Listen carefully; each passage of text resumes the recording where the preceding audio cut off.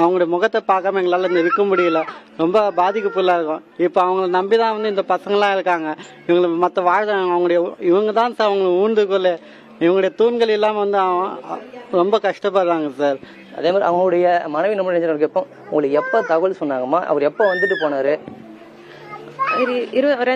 ரெண்டு மாசமா இருந்து 29 தான் போனாரு. போய் 5 நாள் தான் ஆகுது.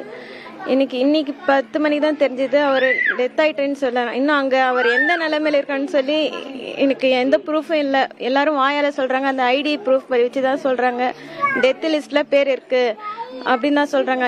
அவர் எந்த கண்டிஷன்ல இருக்கிறாரு, பேக் பண்ணிட்டேன் அப்படி இப்படின்னு தான் தகவல் வருதே தவிர அவரோட அங்க இருக்கிற எந்த ப்ரூஃப் இன்னும் எங்களுக்கு தெரியப்படுத்தவே இல்லை. அவரை நம்பிதான் நாங்க இருக்கோம். எங்களுக்கு வேற சம்பாத்தியமே இல்லை. நான் பெண் பிள்ளைங்களை வச்சுட்டு நான் எப்படி படிப்பெல்லாம் ஏதாவது ஒரு அரசாங்கத்தை வேலைக்காச்சும் எனக்கு உதவி பண்ணுங்க. எனக்கு நிதி உதவி தேவையில்லை. எனக்கு வாழறதுக்கு ஏதாவது ஒரு உதவி பண்ணி எனக்கு வேலையா அரசு வேலையா ஏதாவது கூட. நான் 12வது படிச்சிருக்கேன். அதுக்கேற்ற மாதிரி ஏதாவது ஒரு வேலையா கொடுங்க என் பசங்களை பாத்துக்கிறதுக்கு. இப்போ வந்து உங்களுக்கு வீட்டுக்காரருக்கு 2 மாசம் மட்டும் தான் வந்துட்டு போயிட்டு இருந்தாரு. அவர் மாதம் மாதம் எவ்வளவு அனுப்புவார்? உங்களுக்கு ஏதாவது கடன்கள் அதிகமா இருக்கா? பேங்க்ல வச்சிருக்கோம் கடன். வெளியே வட்டிக்கும் வாங்கியிருக்கோம்.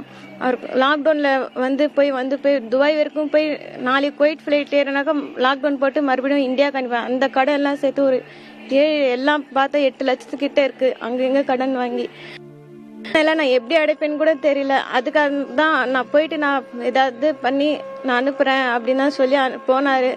இன்னும் அது இருக்கு இந்த மாதிரி ஆயிடுச்சு. அங்க இருக்க ப்ரூஃப் ஏதாவது கிடைச்சா கொஞ்சம் நிம்மதியா இருக்கும்.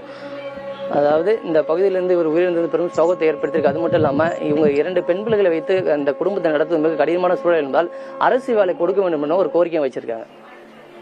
காமராஜ், இந்த பெண்மணி பேசும்போதே மனது பதட்டம் அடைகிறது. இவர்கள் வாழ்வாதாரத்தை எந்த நிலையில் நோக்கி நாங்கள் எடுத்து செல்வது என்று இவர்களுடைய கேள்வி இருக்கிறது. நீங்கள் அனைவரும் தொடர்ந்து இணைப்பிலேயே இருங்க.